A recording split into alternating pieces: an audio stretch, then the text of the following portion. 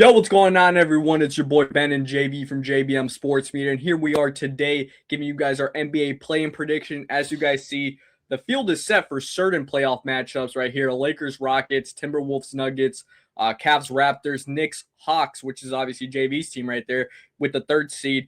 But the seventh seed, we still haven't found out from each conference. Same thing with the eighth seed. So that is why we're going to give you guys our play-in predictions here today. And I think the first game, we're going to go from the Tuesday slate to the Wednesday slate to start off the first game that we have, which I think is going to be a pretty high-scoring affair. It's going to be the Miami Heat going to Charlotte to face the Charlotte Hornets, and this is going to be a good one. JB, who do you have in this one? I mean, this is going to be a really tough matchup, honestly. These are two teams that play at two different tempos, right? I mean, Charlotte likes to play heavy into that offensive transition game and score a lot of fast break points, when Miami likes to slow things down and kind of control that tempo.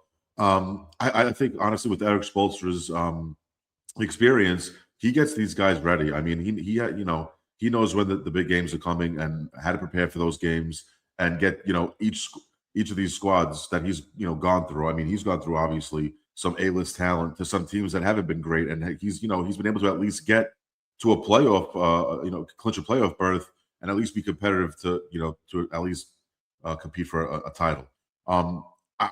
Charlotte has a young team. I'm going to go Miami here. I think if Miami does enough to control that tempo and stay turnover free, and keep those turnovers down. My one thing with them is that when they do go on their droughts without scoring, it's long. They go on like these 4 or 5, 6 minute droughts where they don't hit a basket, and that could really help Charlotte move the ball more and obviously be more of a defensive beast too. But I really do think Miami can take this game on the road, and I do think if they do limit those turnovers, they'll be able to win this game.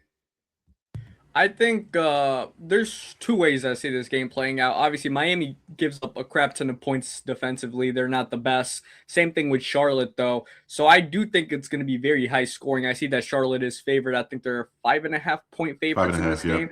So looking at that, they are at home. They haven't really had this play-in / playoff type of home game in quite some time since Kemba Walker. And to me, really, I do like the Heat's experience on Eric Spoelstra and what he brings in these playing games. The Heat are very notoriously known to get into the playoffs through the play-in, since the play-in's been a thing. But I don't know. I'm feeling Charlotte, and I'm just riding the buzz, no pun intended, of what they've been doing so far this year with Nipple, LaMelo Ball, Brandon Miller, Bridges. I'm just rocking with them. I think the fact that Nipple and LaMelo Ball finished 1 and 2 and 3-pointers made, I think they're going to be able to stay in this game. Kobe White coming off the bench was a great addition at the trade deadline. I will say the experience is going to matter here, but I do think Charlotte has the more talented team. It's going to be a really interesting matchup when Brandon Miller gets put on Andrew Wiggins. I think that's going to be super interesting to see how that plays out. But I'm going to go with the Hornets, and I'm going to have them obviously advancing and trying to fight for that 8th seed potentially. So JV got the Heat in this one, and I got the Hornets advancing. So we're indifferent about that one, but should be a great game to kick off this play-in tournament. Next game we do have that same night is the Trailblazers versus the Phoenix Suns in Phoenix for the 7th seed. Who do you have in this one, JV, getting the 7th seed? I'm going to go with the Phoenix Suns. I mean, they just have a great ability with their star power to create shots and really start their offense and get their offense going, and their tempo sometimes seems to be overwhelming for some teams when they're really going. And they just have a more playoff tested roster. I think this team has been there, done that. Maybe not in a play-in, a type of outlook. But listen, it's a playoff game in its own right? So I think this group is able to get it done. I think they will beat the Portland Trailblazers. I think Devin Booker's gonna have a really good game. And I think honestly, if the rest of that team could create shots and get open looks, I think it's going to be really hard to defend the Phoenix Suns. And I think Portland has they have a young core as well, and it's really nice to see that they got this far. And it's really good for that organization. But I do think the Phoenix Suns, with Devin Booker behind him and that organization, I do think the scoring is just going to be too much for Portland early on as well. I think they're going to get too much of an offensive rhythm, and I think they're just not going to be able to stop that. And I think the Suns will advance. I think this one is a toss-up as well, because recently with Dylan Brooks barely coming back from that hand fracture, he hasn't looked good, and he's been their main glue piece. And that's been a little bit concerning for me. If he isn't really as fundamentally good defensively in this matchup right here, I could see Denny Avdia from the Trailblazers having a great game. And I do think Devin Booker is going to take over in a game like this. He has the experience. He's been to the NBA Finals. But I don't know. I will feel more confident with the depth of the Trailblazers, including their bench depth with Jeremy Grant, Shaden Sharp as well. I feel more confident in their depth, and I think this might be a little bit of an upset, but I'm going Portland right here. I think Portland's been playing very good February, March. Phoenix, not so much. They have been a little bit weary. They lost to Portland, I believe, the last encounter that they had. I know it's obviously regular season compared to playing, but I don't know. I'm just feeling this Portland team with Denny, and Denny has had a great season, All-Stars year. Obviously, his first time making the All-Star team, and rightfully so. I think he's gone as one of the most underrated players in this league, and as long as they could get the progression, and they could get the 7 seed, I think they could match up very fun with the Spurs in a series. But it's going to be a good test for them right here. I could see Phoenix winning this, but one thing that does concern me with them as well is Jalen Green's been very inconsistent for them. So if that doesn't come to be and they don't get production from him in this game, I could see them getting off to a slow start and Trailblazers really taking over. So I'm going to go with the Trailblazers in this one, but very fun game it should be. Next game we do have on Wednesday to kick off that slate, we have the Orlando Magic versus the 76ers. Who you got in that one, JB? I'm gonna take the Sixers here. I think they've been, I don't want to say they're playing better, but they just look a lot better right now. And I think the Magic were a little banged up, and right now I'm gonna take the offensive force behind Philly right now. I think with Tyrese Maxey, being behind that roster, and with this young core that they have, I just think right now the Sixers are a better team. I the Magic have what it takes to beat this Philadelphia team right now. And sometimes with this Orlando Magic team, their shot selection, sometimes it confuses me. Sometimes they get 2-3 happy and they don't drive the paint. And I know their motto is, let's take what the defense gives us, but sometimes you kind of have to go against that. And I think sometimes that they have to look at look at themselves and realize they can't live and die by the three. I think sometimes they do that to try to get onto a little bit of a groove and try to get distance in between their opponent instead of just grinding it out in all facets of the game. When I say that, I mean getting in the paint, trying to draw fouls, and then creating shots from the perimeter. So I think if they do that, they'll be okay. But I think right now this Philadelphia team has just a little bit better of a roster, and I think they'll win this game. I think this game is super tough to predict. If you asked me before the Embiid injury news came out, and obviously he's missing this game, I think I would have went Philly, but I think I'm going to go Orlando. I think Orlando, they have a more chance to be disruptive inside with Wendell Carter and obviously Paolo attacking the paint because Bono looks like a jobber half the time. So if they could really just pound the paint, I think they're going to be fine. I mean, yes, Orlando's been very disappointing this year. I mean, their coach has been putrid. Jamal Mosley's been very bad. But I do think that they do have, even though Tyrese Maxey is on the 76ers, they have the more talented roster, in my opinion. And it's just like, all right, here you go. Get yourself a 7 seed and face the Celtics because they had some close matchups with the Celtics this year. So I'm going to go with Orlando winning this one. I think it's going to be a super close game. And I will say I think Franz Wagner could really take over in a game like this. I know Paul George, since his comeback from the suspension, has looked pretty good. Same thing with Tyrese Maxey. He's had a great season. But I don't know. I'm feeling Orlando with this Embiid injury. I think they're going to have a fundamental game plan of attacking the paint.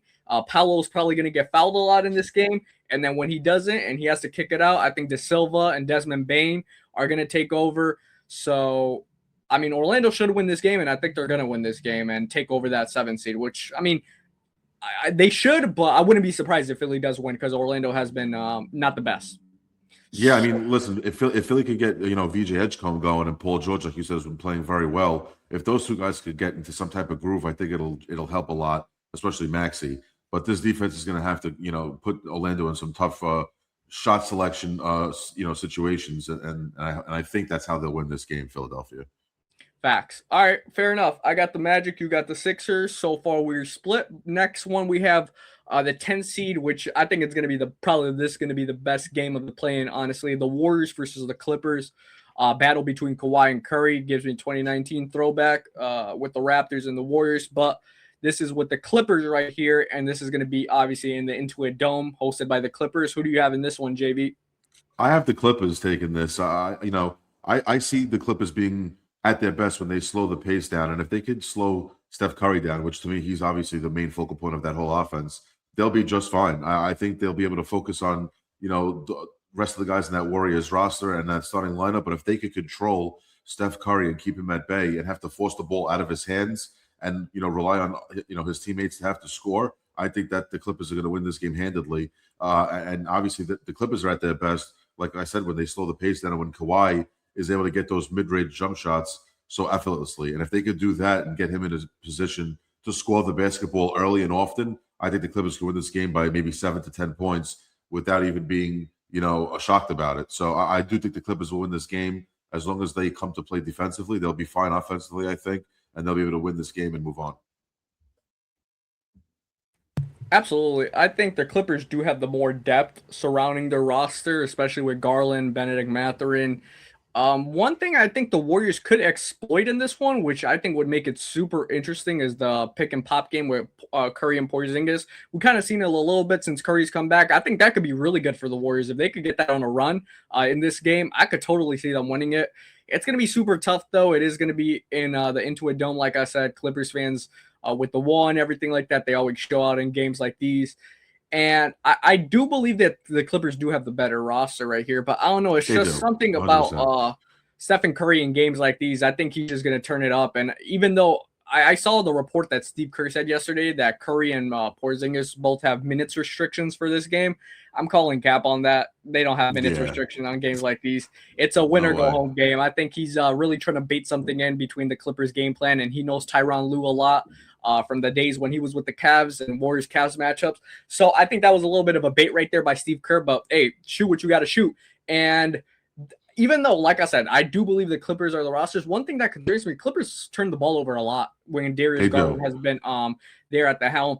And if Draymond Green could somewhat contain Kawhi, which I think he has the best chance to out of any other player right there in Golden State, they can make this game close. I think this is a toss-up game because, I don't know, I could just see Curry getting on one of his rampages, just shooting. One player I will say I would be very interested on the Warriors to see if he could take over, DeAnthony Melton. Very good to start off the year, slow down. But, oh, man, you know what? I'm going with the Warriors. I think I'm going with Curry. I think the only concern I do have with the Clippers is not how will Darius Garland and Kawhi match up in their first big time game? Like, this is their first game where they face I know how James Harden played with Kawhi last year. They don't have that experience, that playoff experience yet, Darius Garland and Kawhi. I just wonder how that's going to match up. I mean, same thing with Curry and Porzingis, right? But I think they could run a more fundamental pick and roll game, and Porzingis could actually have a very big game in this matchup right here, to be honest. I think it's going to be high scoring, 100%. If you look at both of these rosters and how their offensive output is, I think it was 7 players on the Warriors average 10 or more points, and it was 6 for the Clippers. So these guys score points. They got guys that are in double digits, scoring 12, 13, 14 points, averaging a game. So that means it's leaking out into their bench. They have guys coming off their bench that could put up 10, 11, 12 points in half the time and maybe 16, 17 minutes played. So I think it's going to be a high score. I think it's going to be a high scoring game, with these two teams. And I think it's whoever makes the best defensive stops late is probably going to win this game. I think so. I'm going to have the Warriors advancing in this one, but I do think that I wouldn't be surprised if the Clippers win. So we're pretty much different in all of them. But if we pull up this bracket right here, we would have so real quick, since you had, I believe, the Sixers winning, they would take the 7th seed. I had the Magic, so they would take the 7th seed. And then I had the Hornets, you had the Heat, you had the Suns, I had the Trailblazers. So you have the Suns taking the 7th seed, but I have the Trailblazers taking the 7th seed. And then I have the Warriors, you have the Clippers. Who do you have taking the 8th seed if that's the case between the Clippers and I believe the Trailblazers? I would say it would be the Clippers as well. I think the Clippers do have the talent enough to beat a team like Portland. I do know, like I said, they have a great young core and they're really molding into a really good team, but I just don't think they're there right now. And I think the Clippers will be able to overcome any type of surge that Portland brings on. So I think that they would take that 8th seed there. You know what? I think for me it would be a matchup between the Warriors and Suns. And I don't know why. If it's just me, I know a lot of other analysts of basketball. I was watching a little bit this morning. They're not really buying in on the Suns, and maybe me neither. I don't know. I think the Suns, since Dillon Brooks has come back, they just haven't looked good. And I know Curry be frustrated sometimes with Dillon Brooks, but I'm with the Warriors taking the 8 seed. You know what? Give me a Warriors OKC matchup in the first round, and I'm buying into that, bro. I like that. I could see that. I could see them beating the Suns too, and just they just overcome it, and somehow they beat this team. And not for nothing, I could see them winning it kind of handedly. Maybe the Suns just don't show up offensively, and they crap the bed, and then the Warriors just go on a great run late or something like that, and they really pull away. So I could see the Warriors advancing if they have to play the Suns. Yeah. And honestly, if the Clippers have to play the Suns, I'll probably take the Clippers as well, because I think the Clippers would be a little bit more, depth wise. I think they would be way better than the Suns. So it's really like, to me, whoever gets the 8th seed, it'll be very interesting because, like, obviously they'll have to face OKC and OKC to start off that series, but I don't know. Maybe it'll be a tough task if they do get the Clippers just because of a little bit more depth, Garland, Mathurin, like I said, but we'll see how that plays out. In the East, you had obviously the Heat, and you also had the Magic. So who would take that 8 seed between the Heat or Magic, do you think? Florida teams right there. Heat or Magic? That's a good one. I think overall, I would say the Magic. I think that the Magic would be able to overcome the Heat. I think the Heat, they really do struggle to shoot the basketball sometimes. I'm taking them in a one-game setting. That's totally different.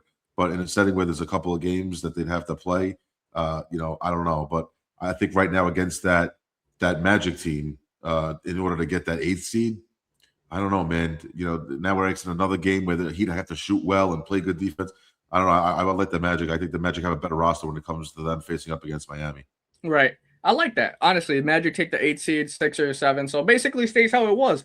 And I had the Magic getting the 7th seed, and I had the Hornets advancing to the 8 seed game, and it would be 76ers Hornets for me. And this might be an upset right here, but I'm going the Hornets. I think the Hornets could beat the 76ers, especially if Embiid is not playing in this game. I think the Hornets win this game. Embiid obviously still dealing with the appendicitis surgery he had, so he's going to be out for a little bit. I just like the Hornets offensively. I think they could be that team that could match up with the 76ers. Take them. The Hornets, obviously one of the best road teams in the NBA this year, with LaMelo Ball finally staying fully healthy. And we're going to get a chance to see what LaMelo Ball got right here. And I think he's going to be able to bring the Hornets to the 8th seed, and so they can match up with the Pistons. And that would be a fucking fun series to watch right there. That would be one of the better series in the Eastern Conference, 100%. Yes, absolutely. So JB has the Magic advancing to the 8th seed. I have the Hornets, and then he has obviously the Sixers in the 7th seed. He has the Suns in the 7th seed, but he has the Clippers in the 8th seed. I do have the Warriors in the 8th seed. I do have the Trailblazers in the 7th seed. I think the Trailblazers are going to shock a lot of people in this playoff run because for people that haven't watched Portland basketball, which I don't blame you, it's just very, I think since, and it's kind of crazy, right? But since Thiago Splitter took over of coaching instead of Chauncey Billups, shit kind of like went 180. So good for them. Honestly, a very successful year for them. And whichever way, a lot of these teams hold your head high, especially like, I ain't gonna lie, the Hornets, the fact that they're competing again in the Eastern Conference, good for them. I didn't think they would be here. But I mean, real quick, obviously we won't do the predictions right here, nothing like that. But how do you feel about the Knicks getting the draw of the Hawks in the 3rd and 6th seed? Another matchup right here between these two teams. And listen, Atlanta's been playing very well. I mean, they've been one of the better teams in the Eastern Conference the second half of the season.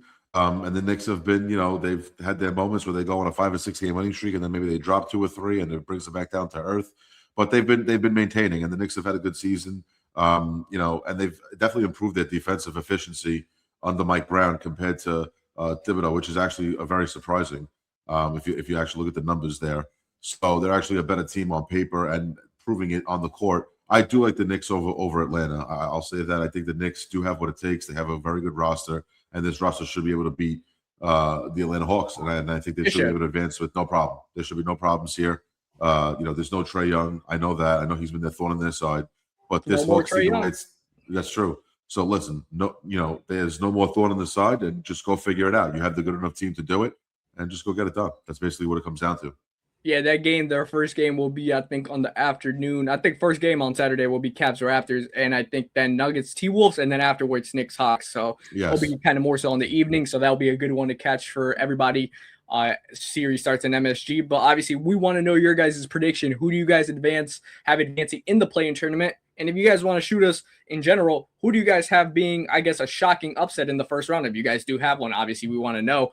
Let us know immediately in the comment section. Make sure you guys are subscribing here at JBM Sports Media. We appreciate the support. As the playoffs continue, we'll have more basketball content. I think we're going to try to tap in a little bit more to hockey as well when the playoff starts with hockey, because obviously that's right around the corner. I think the season ends on Thursday, I believe. Mm-hmm. So stay tuned for that. More soccer content as well. UCL still around the corner. We have a lot coming out. Baseball as well. Even though our teams have been jobbing recently, look, we still been doing content, putting it out. So stay tuned. And anything you want to say, JV, before we wrap it up right here about the NBA playoffs? No, listen, I think it's going to be a great playoff. I hope, obviously your Bucks aren't in it, so I'm sorry for you to not have some, No, it's all good. Doc Rivers got fired anyway. To have some skin in the game. I'm sorry that you don't have any skin in the game this year. But listen, I think it's going to be a good playoff. I think it's always great basketball to watch in both conferences. So I'm excited to see, obviously, some of these teams clash up against each other and hopefully bring us a good playoff. Yeah, absolutely. Well, let us know what you guys think in the comment section. And other than that, it's been your guys, Ben and JV right here from JBM Sports Media, and we'll catch you guys on the next one. Peace.